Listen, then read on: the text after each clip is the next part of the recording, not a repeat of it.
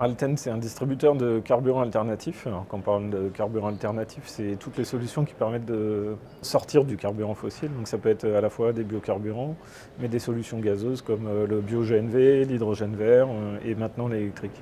On parle beaucoup de changement climatique et de transition énergétique. On peut avoir une stratégie long terme en changeant de matériel et aller vers l'électrification du parc. Ça, c'est un axe très important aujourd'hui. On en parle beaucoup sur le salon. Mais un axe peut-être plus simple à mettre en place en première approche, c'est le changement de carburant dans le moteur thermique. Et là, on utilise des biocarburants. Nous, on a voulu lancer une plateforme qui s'appelle MyAltens. L'objectif, c'était justement d'apporter l'information déjà à notre client, le transporteur, de pouvoir lui dire d'où vient le produit, avec quoi il a été fabriqué, où est-ce qu'il a été transformé. Il va pouvoir suivre au fur et à mesure de ses livraisons son économie de CO2 comparée avec du gazole fossile.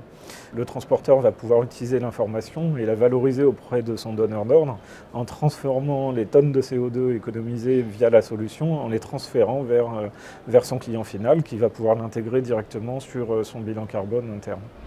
Le digital intervient dans un premier temps sur le fait de rassurer l'exploitant sur la faisabilité technique du parcours identifié avec un véhicule électrique. Une fois qu'on a rassuré l'exploitant sur la faisabilité avant l'acquisition du matériel, c'est de le rassurer par la suite sur l'exploitation de ce nouveau matériel.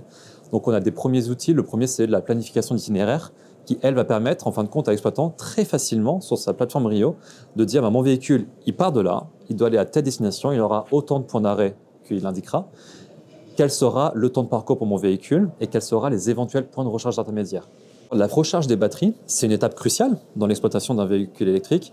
On a un service qui va permettre justement de piloter cette recharge. Le premier point, c'est de savoir justement sur mon parc de véhicules électriques, l'état de charge des différentes batteries.